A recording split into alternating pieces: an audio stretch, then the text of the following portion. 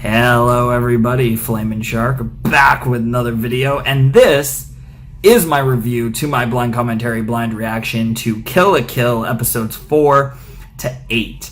So we got a pretty long Kill la Kill video. Obviously, first episode we like to do like just one episode with a lot of series when we start. That's like a separate thing, but we did a really short set, 2 to 3 last time. I was really going to do 2 to 4. I was just kind of winging it, and I watched episode 3. I was like, holy shit, I'm going to stop there.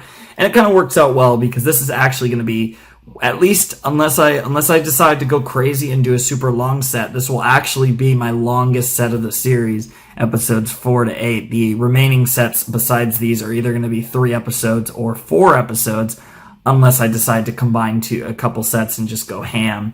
But assuming I don't do that, it's going to be, this will actually be the longest, as far as just number of episodes, this will be the longest Kill la Kill reaction I do, 5 episodes, and they were some really saucy episodes. I really enjoyed them. To kind of run through the quick rundown of what happened, we will just, well, actually, before I do the rundown, I should mention this at the beginning of the video, which is, obviously, of course, links are down below in the description. Should be Megan Breach, at least when this goes up. And also, polls are down below on Patreon every month. There's 2 movie polls, one for cartoons, one for anime. And then this month, there's a 3rd poll to determine the anime that will replace this series, Kill la Kill. So check those out. Next month, there will also be a poll for Ben 10 Ultimate Aliens replacement, so if you want to check that out as well, that's always there. But really cool stuff, very, very saucy times. Anyways, as far as what was going on in this reaction, episode 4, Dawn of a Miserable Morning, I believe, basically was No Tardies Day, which was this weird thing where basically everyone has to wake up at like 4:30 in the morning, I think it was, and basically they set up this like obstacle course, and you have to make it to school by 8:30 or you're expelled. And that was like the whole gimmick of the episode, was that Ryoko and Mako had to make it on time, and there was a bunch of nonsense, and they met this girl Maiko, who turns out to actually be part of the disciplinary committee, and she's actually like the trap setter, and you know, she tries to fuck them, and she actually ends up stealing Senkets. But she can't actually use Senkets because, again, you know, Kamuis can only be used by very special people, such as Ryoko and Satsuki. So, you know, Maiko can't use the Kamui, and she gets fucked. And basically at the end, she was trying to make a plan to overthrow Lady Satsuki by using the Ryoko's Kamui, the Senkets. And, basically Gamagori finds out and, fucks her. I mean, not literally fucks her, but that would be kind of hot. But he expelled her, and that was pretty much the episode. I don't think I missed anything of importance. They hijacked the fucking armored bus. That was funny, because then all the people just started shooting the bus, and that scene was insane. So I might as well mention that. So the next episode, was the Sumugu guy. Sumugu? I know how to spell it. It's TsuMugu, but I can't remember how they were saying it, because Sumugu sounds so stupid and just does not sound like a name. I apologize for any viewers who might be named Sumugu. Honestly, I wouldn't be surprised if I had a viewer that's named Sumugu. I have a fair few, I suppose. But yeah, he was the sniper guy, and he was part of the nudist beach group, which is apparently the same group that Aikuro is part of. And basically, he's coming to get the Kamui. He basically sees them as evil, and he doesn't trust Ryoko with Senkets, and it's a big sauce there. And you also have the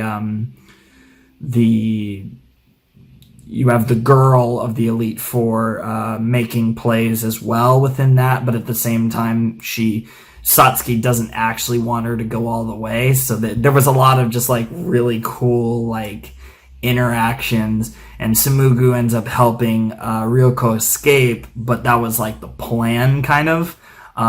because the girl wasn't actually trying to do that. She was just kind of playing games because she knew that that's what Satsuki wanted, which was badass. I can't think of the name of the girl. It's the one with a J name. It's like, God, there's a Z in there. There's some U's in there. It starts with a J. Oh, I can't think of the name off the top of my head. I apologize. Anyways, episode 6.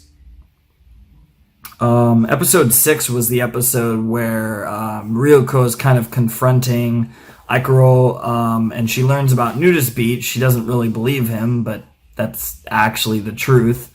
But this was like the Sanageyama episode, which was amazing. We kind of learned about Sanageyama. We learned about his powers. We see Ryuko defeat Sanageyama, which was insane.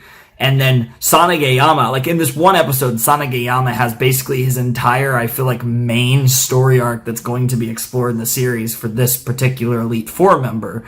I feel like his story arc primarily was episode 6, and what he ends up doing is he gets his eyes sewn shut because he has a power where he can like see everything because of his eyes, but that was also what was exploited to make him lose because he was too over reliant on his power. So he essentially gave up his power to show his determination and his dedication to Lady Satsuki, and he basically became even stronger because of that, and he didn't have his weakness anymore. So it was absolutely just awesome stuff. Sanageyama became one of my favorite characters, and I'm like really excited to see what they do with him moving forward. So that was really cool. And then Ryuko escapes their second fight, but does not win, obviously, and that's kind of where that leaves off. Episode 7 is the Fight Club episode, and this was just a great, there was a lot of social commentary, which goes into the greater themes of Kill la Kill, and really like Satsuki's entire world, and Satsuki tries to basically like tell Ryuko that story through the events of episode 7, where basically I had to kill a bug. This is what happens when you live with someone who literally shits themselves anytime they see a bug. Okay. This is... By the way, I know this is a Kill la Kill reaction, but obviously the Ponyo reaction is going up tomorrow. And near the end of my Ponyo reaction, because to explain, I recorded Ponyo, and then immediately after Ponyo, I recorded the review for Ponyo, and then immediately after recording the review for Ponyo, I'm now recording the review for Kill la Kill. And with like 5 minutes, 7 minutes, right near the end of the movie, I actually had my only interruption, I believe, of the film, and it was for the same reason, and it got away, and this time I got the bug, but like, what the fuck? It's so funny, man. Like, to be fair, like, when I see a bug and, like, I'm not expecting it, like, I might freak out a little, but it's not going to be just continuous, like, oh my god, there's a bug. Like, if it surprises me, but it's more the surprise than the fact that there's a bug, but, like... anyways. I think I was talking about episode 7. I definitely wasn't talking about episode 8 yet.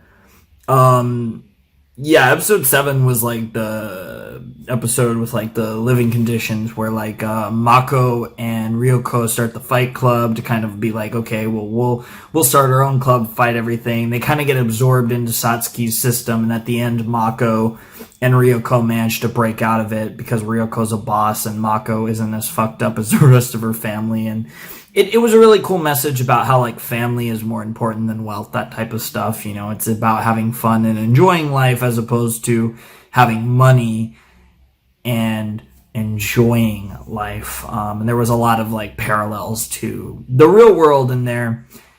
Not that that means that you can have a shit ton of money and be legitimately happy, but it's just, it put into perspective what was important, of course, which was really cool. So I enjoyed that. And basically, Satsuki announced that she would do this special election thing where she would basically tear down and restructure Honnouji Academy, and that kind of bled into episode 8, where basically everyone's doing a 7-day battle royal, and all the people who are not complete dumbasses and actually are strong literally just leave for a week and then come back for the end of it. And that includes some interactions between... oh, fuck, what's his name? Oh, God, I was saying it's Gamagori, right? Am I'm actually going to check real quick. What is your name? It's Gamagori, right? Yes, it is Gamagori. Okay, I actually remembered. That's all good. So it's Gamagori and Ryoko and Mako kind of have some interactions in Gamagori's pink car, and the automated airsoft club, which was the fusion of two clubs, went after Gamagori and fucked up his car, and we got to see his power, which was very masochistic and cool. We got to see some backstory involving Gamagori and Satsuki, which was cool. A bunch of really easy sauce. Basically, they set up a King of the Hill game, and no surprise who wins but the Elite Four and Ryoko. And then basically Satsuki just straight up says, okay, if you can beat each member of the Elite Four, I'll tell you who killed your dad. And Gamagori steps up to go first, and that's episode 8, and that's also my review, because I didn't do a review, I just said what actually happened, but I've done that version too. I literally do different versions all the time. Sometimes I don't talk about the episodes at all. The point is, they were really good episodes. If that didn't come through my review, I really enjoyed these episodes. I thought they were hell of a lot of fun, and I am happy to stop recording, so I'm not really going to waste any more time. Leave your comments down below if you want. Links to the Mega and Breach links are in the description, as well as my other links are down there, so check those out. And yeah, that's pretty much it. So anyways, Flamin' Shark signing out. Hope you guys have a wonderful, fantastical day, and I will see you next time with another video. Thanks for watching. Peace.